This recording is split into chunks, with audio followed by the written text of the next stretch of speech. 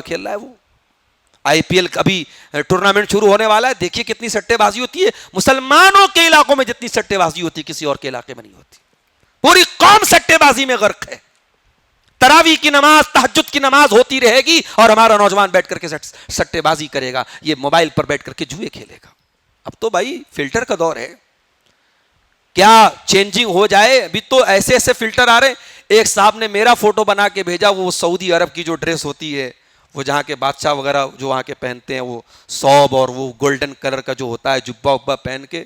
میں نے اپنی بچیوں کو دیکھا, ان کو پہچانتے ہو؟ تو بچیاں کہہ رہی آپ ہی تو ہیں, ایڈٹ کیا ہوا ہے.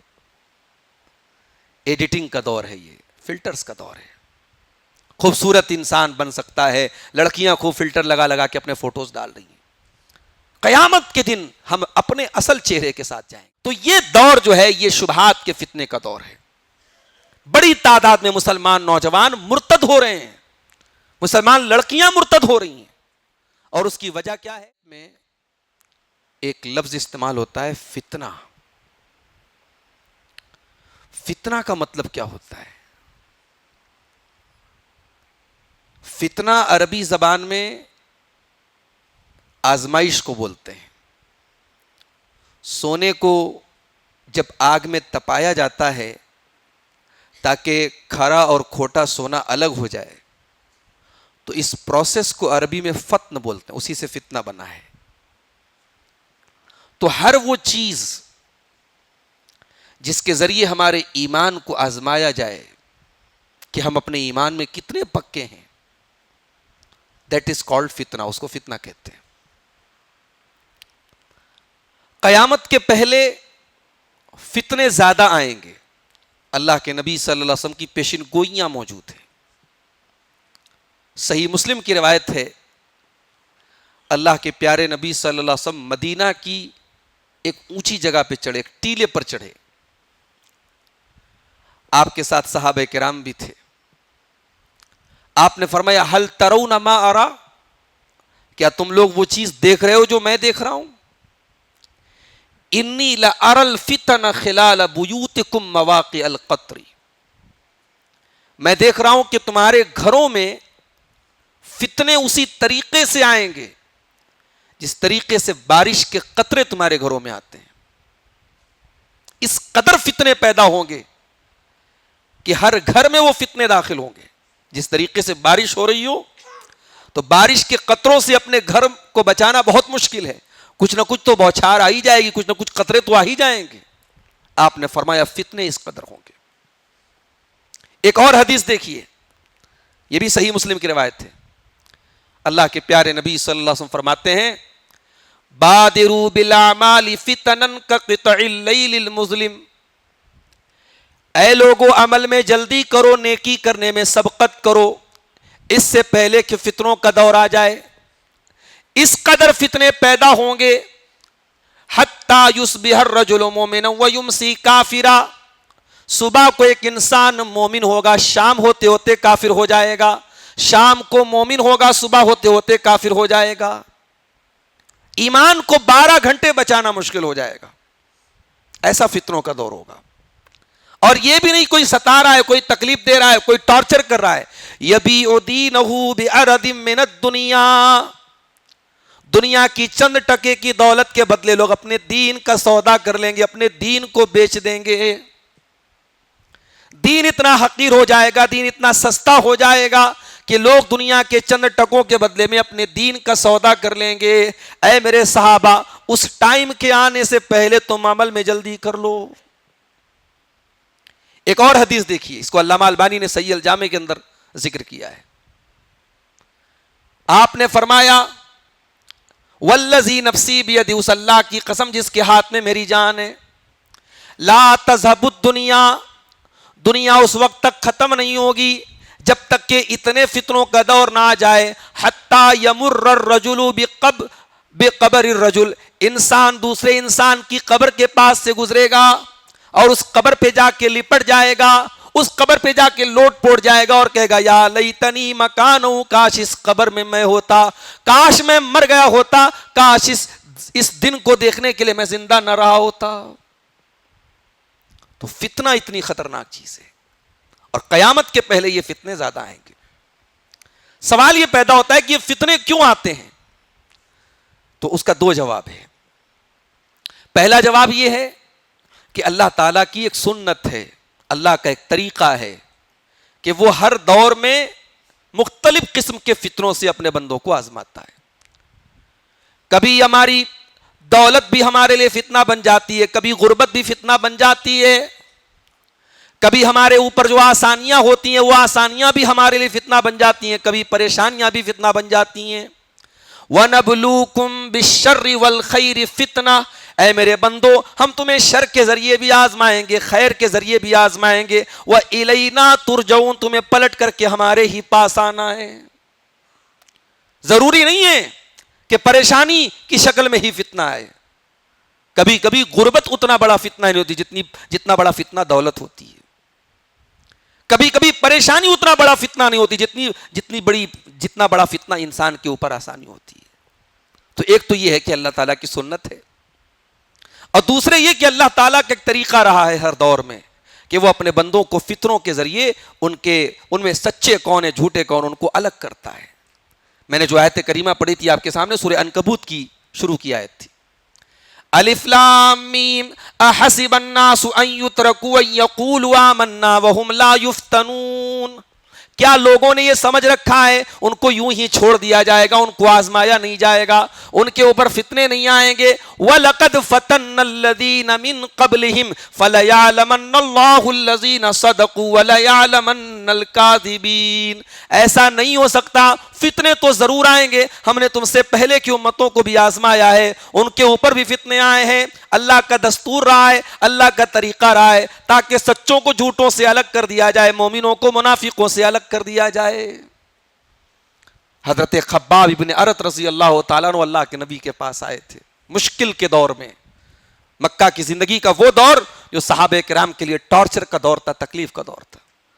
اللہ کے نبی خانے کعبہ کے پاس ایک چادر کو تکیہ بنا کے لیٹے ہوئے تھے. حضرت خباب ابن ارت آئے، کہا اے اللہ کے نبی الا تستنصر لنا الا تدعو اللہ لنا، آپ اللہ سے ہمارے لیے دعائیں کیوں نہیں کرتے، اللہ سے مدد کیوں نہیں مانگتے؟ اے اللہ کے رسول ہم کتنی تکلیفوں میں گزر رہے ہیں، کتنا ٹارچر کیا جا رہا ہے، آپ اللہ سے مدد کیوں نہیں مانگتے؟ آپ نے فرمایا اے خباب تم سے پہلے کی امتوں میں وہ دور بھی آیا ہے، ایمان لانے والے کو ایمان لانے کی یہ سزا دی گئی، زمین میں گڈھا کھودا گیا اور اس کے بدن کے 2 ٹکڑے کر دیے گئے، اس کو آرے سے چیر کر کے 2 ٹکڑے کر دیے گئے. وما یصدہ ذلک عن دینہ، اتنی بڑی قربانی بھی اس کو دین سے ہٹا نہ سکی. اے خباب تم سے پہلے ایسا دور بھی آیا ہے کہ لوہے کی کنگھیوں سے انسان کے بدن کے گوشت کو ادھیڑ دیا گیا، اس کی ہڈیوں سے گوشت کو نکال دیا گیا، صرف اس لیے کہ وہ ایمان والا تھا. وما یصدہ ذلک عن دینہ، اتنا ٹارچر بھی اس کو اس کے دین سے نہ ہٹا سکا. اے خباب اللہ تعالیٰ اپنے دین کو ضرور غالب کرے گا، اور تم دیکھو گے کہ ایک عورت مکہ سے لے کے بصرہ تک چلے گی، پیدل چلے گی، اس کو کسی کا ڈر نہیں ہوگا، کوئی چور کوئی ڈاکو کا ڈر نہیں ہوگا. اتنا امن اور چین مکہ کے اندر عرب کے اندر آ جائے گا. لیکن اے خباب تم جلدی بازی سے کام لیتے ہو، اللہ کا جو فیصلہ ہے وہ اپنے وقت پر آئے گا. تو فتنے تو صحابہ کرام کے دور میں بھی آئے، تو ہم اور آپ فتنوں سے کیسے بچ سکتے ہیں؟ تو آج ہماری تقریر کا جو موضوع ہے کہ آج کے دور میں کون سے فتنے بڑے بڑے فتنے ہیں اور ان فتنوں سے ہم کیسے بچیں. سب سے بڑا جو فتنہ ہے میرے پیارے ساتھیوں وہ ہے دین کے اندر شبہات کا فتنہ. انسان اپنے دین کے تعلق سے ڈاؤٹ میں پڑ جائے، شک میں پڑ جائے، شبہے میں پڑ جائے، یہ سب سے بڑا فتنہ ہے. اللہ کے پیارے نبی فرماتے ہیں، بخاری اور مسلم کی روایت ہے، لا یزال الناس یسألون، لوگ بہت زیادہ سوال کریں گے، بہت زیادہ سوالات کریں گے، یہاں تک کہ یہ سوال کر بیٹھیں گے کہ اللہ تعالیٰ نے ہر چیز کو پیدا کیا تو پھر اللہ کو کس نے پیدا کیا؟ شیطان سوال پر سوال، سوال پر سوال انسان کے دماغ میں ڈالے گا، اور پھر سوال کہاں پہنچے گا؟ اللہ کو کس نے پیدا کیا؟ آج آپ دیکھ لیں جنت کی 72 حوروں پر فلمیں بن رہی ہیں. بھئی 72 حوروں کا کانسیپٹ ہمیں نہیں سمجھ میں آ رہا ہے، تو بھئی آپ کی سمجھ سے شریعت تو نہیں چلے گی. دنیا کے کروڑوں لوگوں کو 72 حوروں کا کانسیپٹ سمجھ میں آتا ہے اور کروڑوں لوگوں کو نہیں آتا ہے، تو ہماری عقلوں کے حساب سے تو شریعت نہیں بنی ہے نا. حوروں پر فلمیں بن رہی ہیں، جنت کا مذاق اڑایا جا رہا ہے، جہنم کا مذاق اڑایا جا رہا ہے، شیطان کا مذاق اڑایا جا رہا ہے کہ بھئی شیطان نام کی کوئی چیز نہیں ہے۔ تو یہ دور جو ہے یہ شبہات کے فتنے کا دور ہے۔ بڑی تعداد میں مسلمان نوجوان مرتد ہو رہے ہیں، مسلمان لڑکیاں مرتد ہو رہی ہیں، اور اس کی وجہ کیا ہے؟ ہماری بنیاد بہت کمزور ہے۔ کوئی عمارت آپ بہت شاندار کھڑی کر دیں اور اس عمارت کا جو بیسمنٹ ہو، اس عمارت کی جو بنیاد ہو وہ کمزور ہو، تو بھائی عمارت تو گر جائے گی نا۔ آپ کا نام شاندار ہے، آپ کا لباس شاندار ہے، لیکن آپ کے دل اور دماغ میں جو عقیدہ ہے وہ عقیدہ مضبوط نہیں ہے، تو پھر کہاں سے آپ اس عقیدے پر قائم رہ پائیں گے؟ آج بڑی تعداد میں مسلمان نوجوان لڑکی اور لڑکیاں ایسے ہیں کہ جو ایک قسم کے انفیریورٹی کمپلیکس کے شکار ہے اسلام کے تعلق سے۔ اسلام پر عمل کرنے میں انہیں شرمندگی ہوتی ہے۔ مسلمان نوجوان کو داڑھی رکھنے میں شرمندگی ہے، مسلمان لڑکی کو حجاب میں شرمندگی ہے۔ دوسری لڑکیاں جب وہ بے پردہ اور بے حیا ہو کے گھومتی ہیں، اسے لگتا ہے کہ یار یہ میں کہاں آ کے پھنس گئی۔ ایسی سچویشن میں اپنے نوجوانوں سے ایک بات کہنا چاہوں گا، نبی کی ایک حدیث کو یاد رکھنا، بدا الاسلام غریبا وسیعود کما بدا فطوبى للغرباء۔ اسلام جب شروع ہوا تھا تو اجنبی تھا، اور اسلام آگے چل کر کے پھر سے اجنبی بن جائے گا۔ اسلام پر عمل کرنے والے دنیا کی نظر میں اسٹرینجر بن جائیں گے، اجنبی بن جائیں گے، دنیا کی نظر میں وہ بڑے عجیب و غریب لوگ بن جائیں گے، دنیا ان کے ساتھ عجیب و غریب بیہیو کرے گی۔ اے لوگو، جب ایسا دور آ جائے تو تم اجنبی بن جانا، تم دین پر ثابت قدم رہ جانا، دنیا کے طعنے سن لینا، دنیا کی گالیاں سن لینا۔ فطوبى للغرباء، جب دین پر عمل کرنے والے اجنبی بن جائیں تو ایسے اجنبیوں کو اللہ کے پیارے نبی جنت کی خوشخبری سنا رہے ہیں۔ اگر ان چند تانوں کو سن کر کے دنیا والے تھوڑا سا مذاق ہمارا اڑا لیں، تھوڑے سے تانے سنا دیں، تھوڑی سی گالیاں سنا دیں، تھوڑا مار پیٹ بھی کر لیں، اگر اس کے بدلے ہمیں جنت مل رہی ہے تو یہ کوئی مہنگا سودا نہیں ہے میرے پیارے ساتھیوں۔ فتنوں کے اس دور میں اپنے دین پر قائم رہنا ہے۔ اللہ کے پیارے نبی فرماتے، حضرت حذیفہ رضی اللہ تعالیٰ عنہ حدیث کے راوی ہیں، انشاءاللہ فجر کے درس میں کسی دن موقع ملا حضرت حذیفہ کی سیرت ہم بیان کریں گے۔ نبی کا یہ صحابی وہ صحابی ہے جو نبی کا سیکریٹری ہے، نبی کے راز ان کو معلوم ہے، نبی راز کی باتیں ان کو بتاتے تھے۔ حذیفہ کہتے اللہ کے پیارے نبی نے فرمایا، تورز الفتن علی القلوب کالحصیر عودا عودا، انسان کے دل کے اوپر فتنے اس طریقے سے آتے ہیں جیسے چٹائی تیار ہوتی ہے، چٹائی ایک ایک تنکا تیار ہوتا ہے، جس طریقے سے چٹائی ایک ایک تنکے کے ذریعے تیار ہوتی ہے، انسان کے دل پر طرح طرح کے فتنے آتے ہیں، اور پھر دو طریقے کے دل بن جاتے ہیں۔ جب کوئی فتنہ انسان کے دل پر آتا ہے، انسان کے دل پر بلیک رنگ کا، کالے رنگ کا دھبا ڈال دیا جاتا ہے، تو دو ٹائپ کے دل ہو جاتے ہیں، ایک بالکل سفید دل جو فتنوں سے محفوظ ہوتا ہے، اور ایک کالا کلوٹا دل۔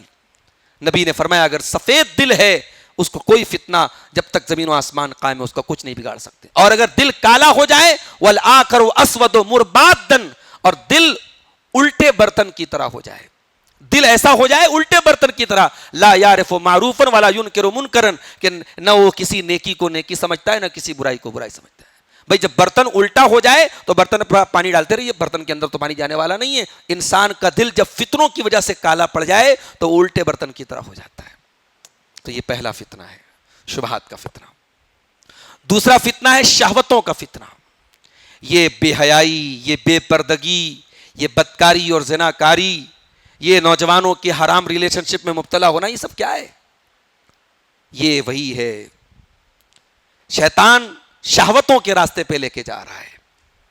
جنت میں جانا ہے، اللہ تعالیٰ نے آپ کی ہر خواہش کو پورا کرنے کا حلال طریقہ بنایا ہے، حلال سے حلال کی لمٹ کو کراس نہیں کرنا ہے میرے پیارے ساتھی۔ یہ بے حیائی جو نوجوانوں کے اندر پائی جا رہی ہے، یہ بے حیائی اللہ کے پیارے نبی فرماتے اذا لم تستحی فاصنع ما شئت، جب تمہارے اندر حیا نہ ہو تو جو چاہے تم کر سکتے ہو۔ انسان جب بے حیا ہو جائے کچھ بھی کر سکتا ہے۔ الحیا والایمان قرنا جميعا، حیا اور ایمان دونوں ایک دوسرے کے لازم و ملزوم ہیں، ایک دوسرے کے ساتھ اٹیچ ہیں۔ حیا نکلے گی تو ایمان نکل جائے گا، ایمان نکلے گا تو حیا نکل جائے گی، ایمان اگر پکا ہے تو حیا بھی پکی ہوگی۔ تو اس دور کا بہت بڑا فتنہ بے حیائی کا فتنہ ہے۔ اس دور کا بہت بڑا فتنہ سوشل میڈیا کا فتنہ ہے. انسان دنیا والوں کے لائک کے چکر میں پڑا ہے. کتنی کتنی لوگوں نے فرضی آئی ڈی بنا کے رکھی ہے غلط کاموں کے لیے. سنتے ہوں گے آپ نیوز وغیرہ میں کہ صاحب فرضی آئی ڈی سے جو ہے فلاں سے بات کیا, فلاں سے تعلق قائم کیا, پھر آئی ڈی بند کر دی. جتنے بھی ہمارے اکاؤنٹس ہیں, فیس بک بند کر دے, یوٹیوب بند کر دے, انسٹاگرام بند کر دے, ہمارا جو اکاؤنٹ اوپر کھلا ہوا ہے وہاں تو سب ریکارڈ ہو رہا ہے نا.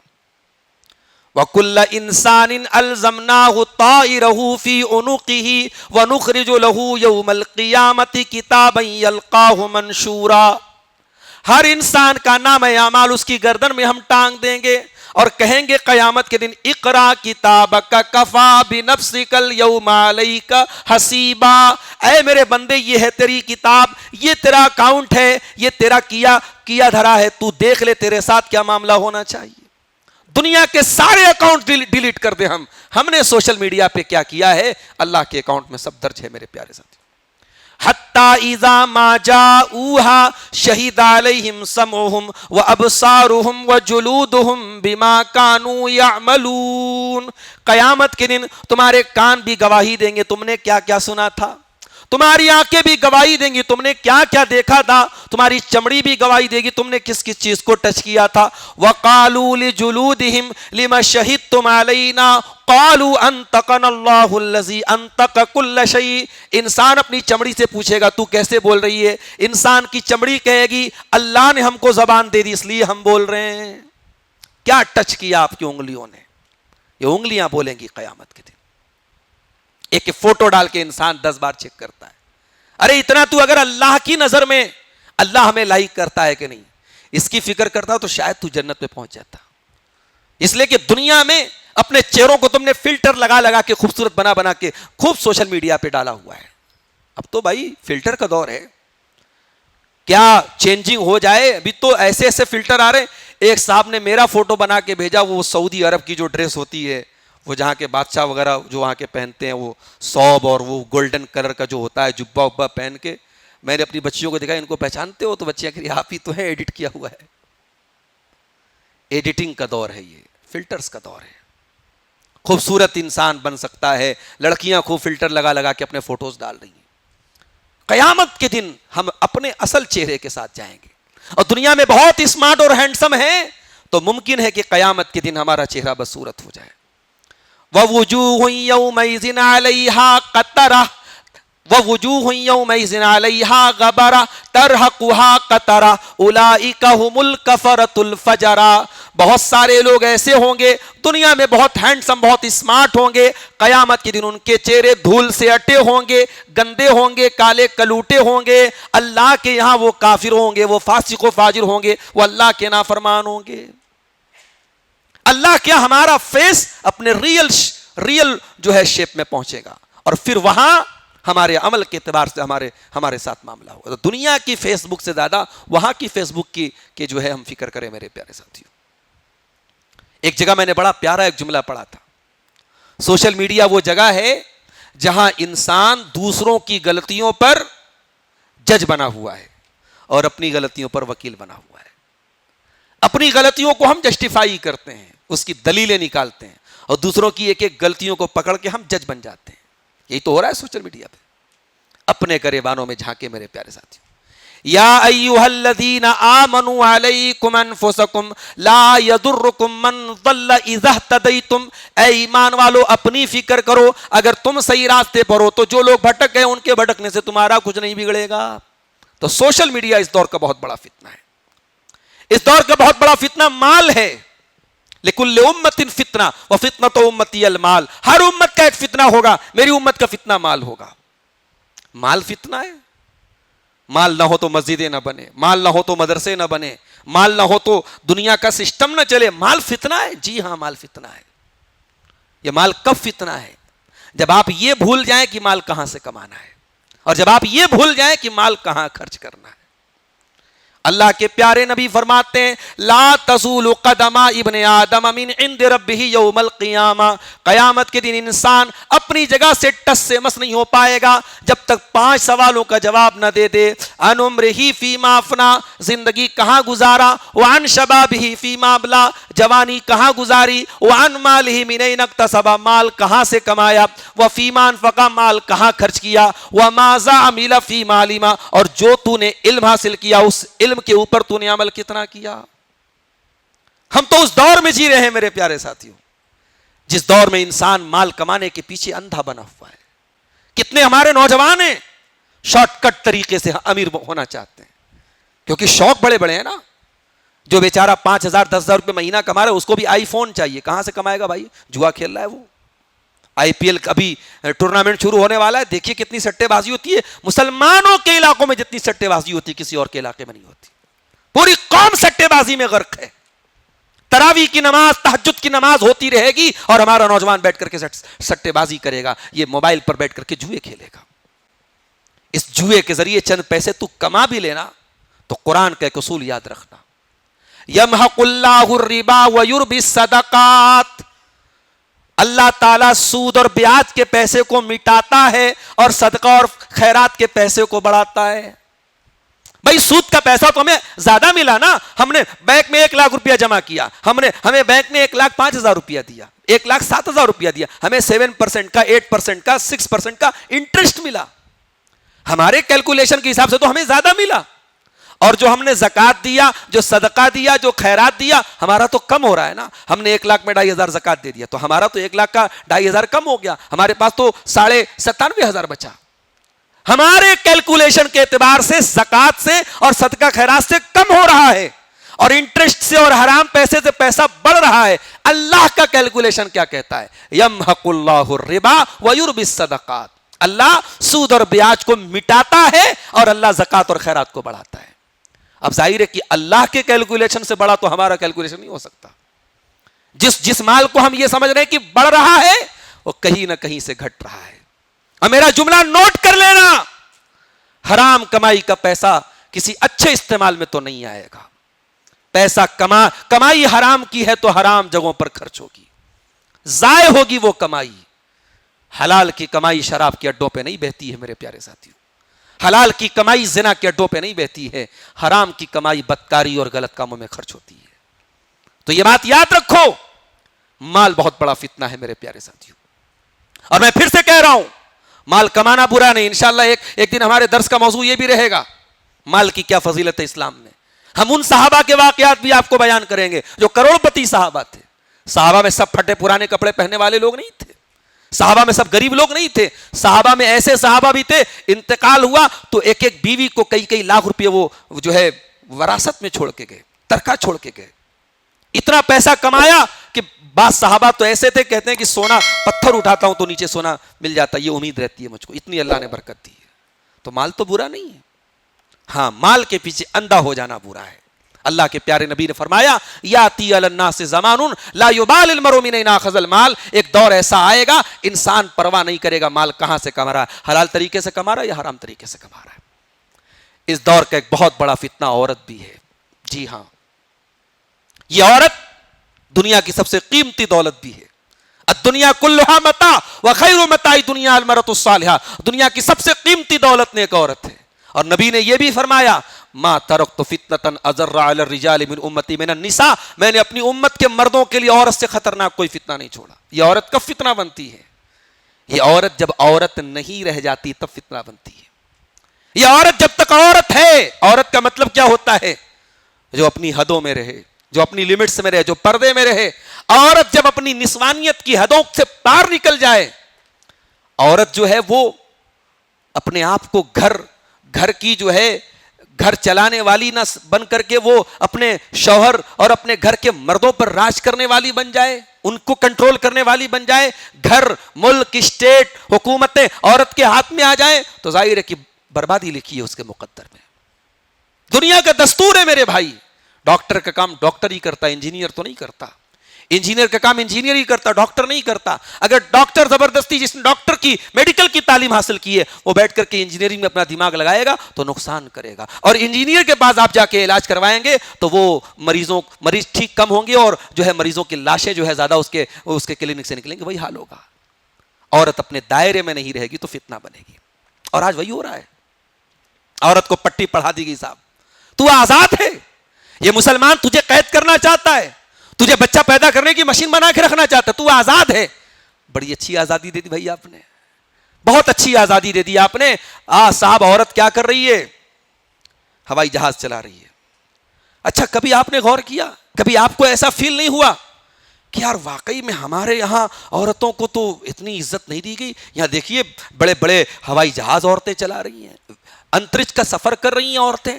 تو کیا کبھی آپ کو ایسا فیل ہوا؟ میں اپنی ماں بہنوں سے بھی یہ سوال کرنا چاہوں گا, کبھی اگر آپ کو ایسا فیل ہوا ہوگا کہ کہیں ایسا تو نہیں کہ ہمارے دین نے واقعی عورت کو ڈیگریڈ کیا؟ اگر کبھی ایسا ذہن میں شبہ آیا ہوگا تو میں اس کا ایک جواب دیتا ہوں, اس کو نوٹ کر لینا. ہو سکتا ہے کہ آپ کے دماغ میں یہ شبہ آیا ہو کہ یار ہمارے یہاں عورت کو تو اتنی اہمیت نہیں دی گئی کہ وہ جہاز چلائے, وہ انترکش کا سفر کر لے, خلا کا سفر کر لے. میں ایک بات بولتا ہوں, دیکھو اگر ہوائی جہاز عورت نہیں چلائے گی تو مرد چلا لے گا. انترکش کا سفر عورت نہیں کرے گی تو مرد کر لے گا.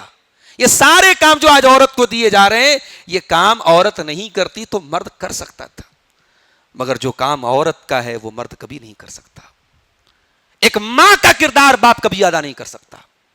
ایک مربی, ایک گارجین, ایک اپنے بچوں کو سنوارنے والی, اس کو ایک نیک اور دیندار بنانے والی جو ماں کا کردار ہے میرے پیارے ساتھیوں, وہ مرد کبھی نہیں کر سکتا. یہ ہے اسلام کی دور اندیشی. اسلام نے عورت کو ڈیگریڈ نہیں کیا ہے. اسلام نے جائز حد کے اندر عورت رہ کر کے ٹھیک ہے بہت ترقی کرے, مگر ہاں عورت رہے, اپنے دائرے سے نہ نکلے. جو میں نے مثال دی نا, ڈاکٹر کا کام علاج کرنا ہے, اس کا کام انجینئرنگ کا کام نہیں ہے. وہ انجینئرنگ کی فیلڈ میں گھسے گا نقصان کرے گا. تو اور اللہ کے نبی نے فرمایا کہ عورت میری امت کے مردوں کے لیے بہت خطرناک فتنہ ہے. یہ تمام بے حیائی کے جو کام ہو رہے ہیں, زناکاری بدکاری کے جو واقعات ہو رہے ہیں, یہ تمام تفریح گاہیں, یہ نئے سال کا جشن, یہ ویلنٹائنز ڈے, یہ فلانا ڈے, یہ ڈھکانا ڈے, یہ ساری دنیا کی برائی کی جو رونقیں کس سے آباد ہے؟ یہ ساری مرد اور عورت کے غلط ریلیشن شپ سے آباد ہے. تو عورت اس دور کا بہت بڑا فتنہ ہے. ایک اور چیز اس دور کے فتنوں کی اگر ہم بات کریں, اس دور کا ایک بہت بڑا فتنہ کیا ہے؟ دنیا پرستی کا فتنہ. انسان کی سوچ دنیا کے اوپر نہ جائے. انسان صرف فیوچر کے بارے میں سوچ رہا ہے. کوئی LIC لے کے بیٹھا ہے, کوئی میوچول فنڈ میں انویسٹمنٹ کر کے بیٹھا ہے, کوئی بینکوں میں پیسہ اکٹھا کر کے بیٹھا ہے, کوئی جگہ جگہ فلیٹ لے کے بیٹھا ہے. بھائی کس کے لیے کر رہے ہو؟ بچوں کے لیے, اپنے لیے, فیوچر کے لیے. یہ فیوچر کتنے دن کا ہے بھائی آپ کا؟ کتنے دن دنیا میں رہنا ہے؟ 40 سال 50 سال. اس کے بعد تو آپ نہیں رہیں گے, آپ کے بچوں کا فیوچر بنے گا. بچے بھی آپ کے رہیں گے نہیں رہیں گے. میں نے تو کتنے ایسے لوگوں کو دیکھا بچوں کے لیے بہت کچھ بنایا, بچے ساری زندگی میں ان کے سامنے سارے بچے مر گئے. ایسا ہوتا ہے کہ نہیں ہوتا ہے؟ بچے باپ کے سامنے مر جاتے ہیں, انسان اکیلا رہ جاتا ہے. تو ہم تو دنیا کے لیے اور دنیا کے فیوچر کے لیے اتنا سب کچھ کر رہے ہیں, لیکن وہ جو فیوچر ہے آخرت کا فیوچر جو ہمیشہ کا ہے, وہاں جنت ہے تو ہمیشہ ہے, جہنم ہے تو ہمیشہ ہے, وہاں کے لیے ہم کوئی تیاری نہیں کرتے. بل تؤثرون الحیات الدنیا, میرے بندو تم دنیا کی زندگی کو ترجیح دیتے ہو, والآخرۃ خیر وابقی, جبکہ آخرت کی زندگی زیادہ بہتر, زیادہ باقی رہنے والی ہے.